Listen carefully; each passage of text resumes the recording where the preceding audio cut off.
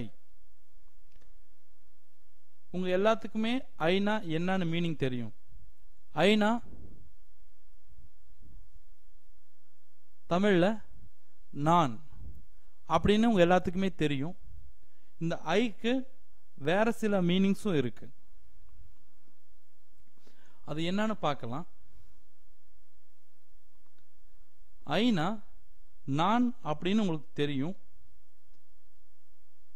ஆனா ஐக்கு என்னால் எனக்கு அப்படிங்கிற மீனிங்ஸும் இருக்கு.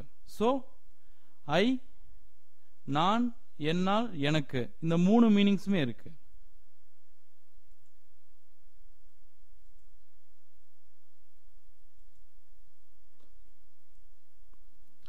இப்ப ஐ எம் அ டீச்சர். இந்த ஐ எம் அ டீச்சர் அப்படிங்கிற வார்த்தை அந்த சென்டென்ஸ்ல ஐக்கு என்ன மீனிங் அப்படின்னா நான் ஒரு ஆசிரியர். இந்த இடத்துல ஐக்கு என்ன மீனிங் அப்படின்னா நான்.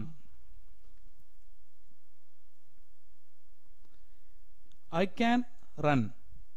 இந்த சென்டென்ஸ்ல ஐக்கு என்ன மீனிங் அப்படின்னா என்னால் ஓட முடியும். இந்த இடத்துல ஐக்கு மீனிங் என்னால்.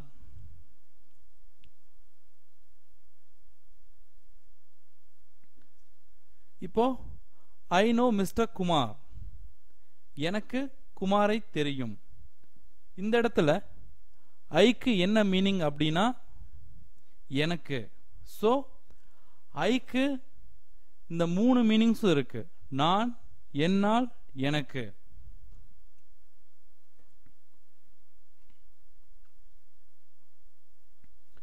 ஆனா நீங்க பெருசா அதை மக்கப்பெல்லாம் பண்ணாதீங்க.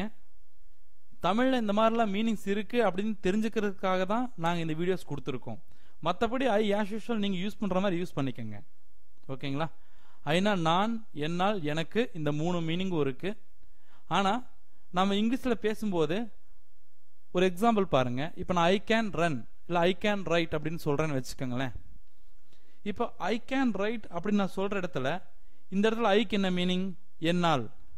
இது தமிழில் யோசிச்சு பார்த்தா பேசுவோம். ஐ கேன் ரைட்னா என்னால் எழுத முடியும் அப்படின்னு யோசிச்சு பார்த்தா பேசுவோம் இல்லை. ஐ கேன் ரைட் அப்படிங்கிறது சாதாரணமாக வரும். அந்த ஐக்கு தமிழில் என்ன மீனிங்னு நம்ம யோசிச்சு பார்த்து பேச மாட்டோம். ஸோ தமிழ் மீனிங்கை விட்டுருங்க. ஓகேங்களா? இதில் ஏதாவது டவுட் இருந்தால் எங்கள் சப்போர்ட் டீம் கூப்பிடுங்க, அவங்க ஹெல்ப் பண்ணுவாங்க. தேங்க்யூ.